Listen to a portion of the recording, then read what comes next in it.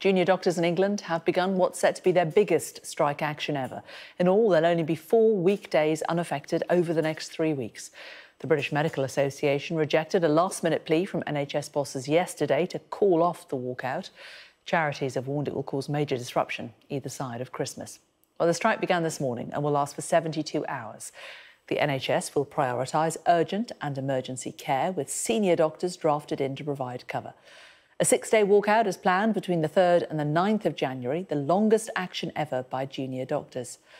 NHS strikes have seen more than 1.1 million appointments and treatments cancelled in the past year.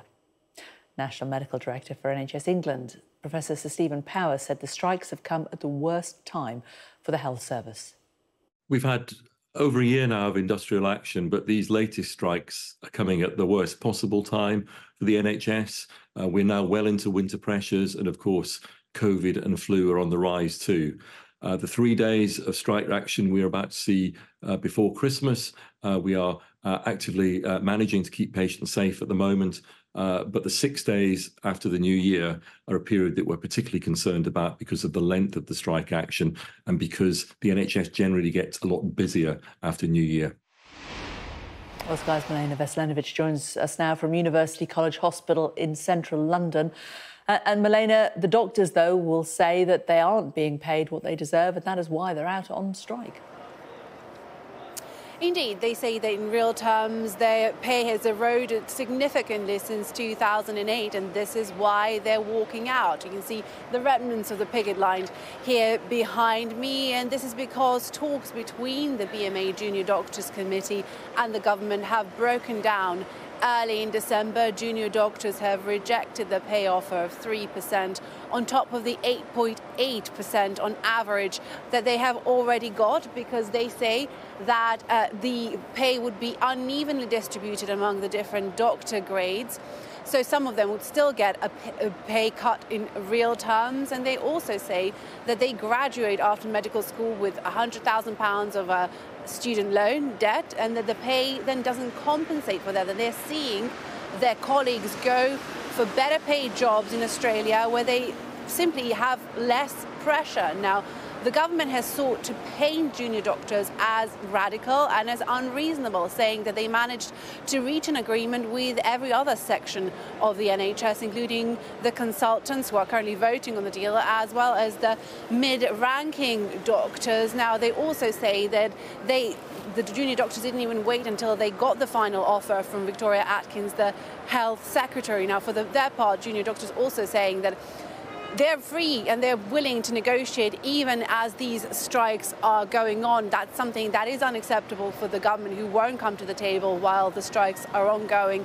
That has actually been branded as madness today by one of the co-chairs of the Junior Doctors Committee, Rob Lawrenson, who said that they are willing to speak to the government at any point to stop these strikes. In the end, it is the patients who will suffer. We know that this will significantly impact on patient care, urgent and emergency care prioritised, but everything else will really be affected. Milena, thanks very much. Well, that's the situation in central London. Over in Nottingham, Sky's Lisa Dowd can give us this update from Queen's Medical Centre.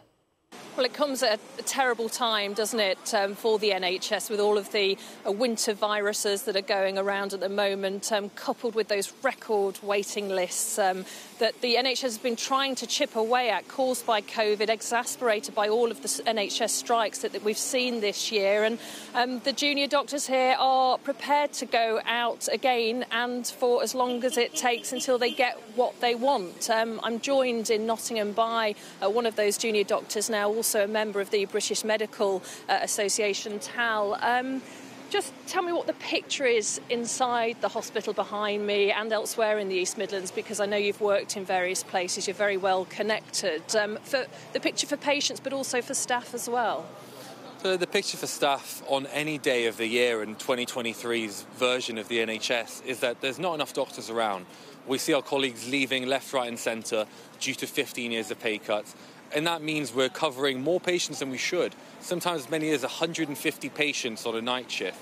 But more importantly for patients, it means that they're waiting around longer, they're sitting in trolleys and A&Es, they're not getting the care that they deserve because there aren't enough doctors around. So we're out here today to keep sending that message to the government. We want the government to restore our pay, just get back to where we were in 2008, a time when the waiting list was only 2.3 million, not 7.2 million, which is what it was before we started striking. And this waiting list has not been caused by COVID, in my opinion. COVID exacerbated it, but it went up from 2.3 million to 4.5 million before COVID. It's caused by mismanagement of the NHS, by underpaying staff, which means that they leave. And what we want is the government to restore pay, work with us, work towards a better NHS, a more well-staffed NHS, an NHS where patients wait a week or two to see a consultant, not months and years, an NHS where we don't see patients on trolleys, but we see them in cubicles with dignity, an NHS where patients aren't stuck in an ambulance for 10 hours. This is the sort of medicine we're seeing now. Last year, we had 500 people a week dying in emergency departments because of excessive waits. That's 3 months before we started striking. If we did nothing, that would be like an airline having a jumbo jet going down every single week and them ignoring it. We can't ignore this. And so you talk about pay, 8.8% rise for junior doctors in the summer, offered 3% on top of that. The Prime Minister calling it, the best deal for any NHS workers, and still you're not going for that pay deal. So what do you want, and how long are you prepared to keep going out for it, for these strikes to continue? So what we've been offered so far, that 8.8 plus 3%, just about matches the rate of inflation for the past year of 11.4%. So it's stopping the pay cuts, but it's not reversing the past 14 years. And that's not going to do much for, reversing the trend of tens of thousands of doctors leaving the NHS. Now, we've spoken to the government. We've outlined what we want. We want to get back to 2008 levels of pay. What that looks like is a doctor today who earns £15 an hour for seeing you in A&E, for diagnosing you, for starting life-saving treatment. We want them to be paid £20 an hour. And I think if you ask any viewer, is £20 an hour on a Friday night a reasonable amount to pay for your healthcare, they would bite your hand off. Okay, thanks very much, Tel, for giving your point of view. The government is saying that they are prepared to come back to the negotiating table. If there is no resolution, we're going to see further junior doctor strikes in January, 6 days consecutively, which will be the longest junior doctor strike, longest strike in NHS history.